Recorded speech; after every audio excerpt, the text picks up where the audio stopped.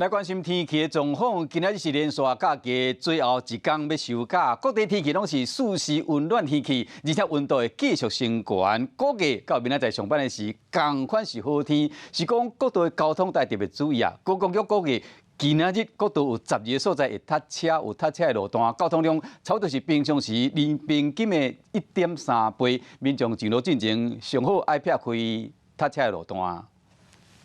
清明连假上尾一天，真一暝苏花公路和平中德路段上北的路塞个真严重，车路向正做大型停车场。高公局预估，今仔日各地交通量预测是112万车公里，是平常时年平均的1.3倍。其中，以上北交通量上拓。下昼9点过了后，各地5号头城到白南时速刚有30外公里，宜兰到头城嘛是一路拓，时速刚剩10外公里。国一北向的苗栗到湖口，以及关西到大溪路段，大概在中午左右就会开始有车潮涌现。那预估拥塞会持续至8点左右才会得到疏解。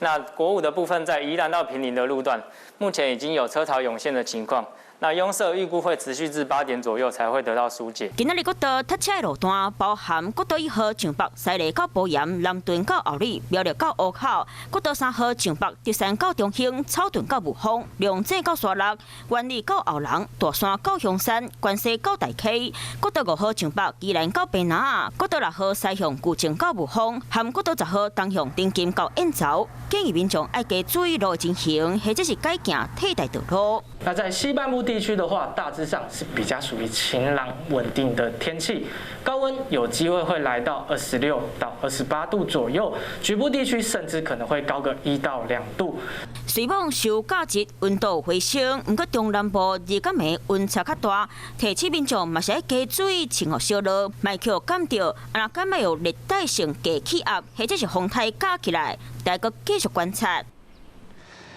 Hello， 大家好，我是乃瑜，要教给大家2个任务。第一个，华视新闻的脸书专页，你按赞了吗？还有华视新闻的 YouTube 频道，赶紧订阅起来，还要记得按赞，开启小铃铛哦。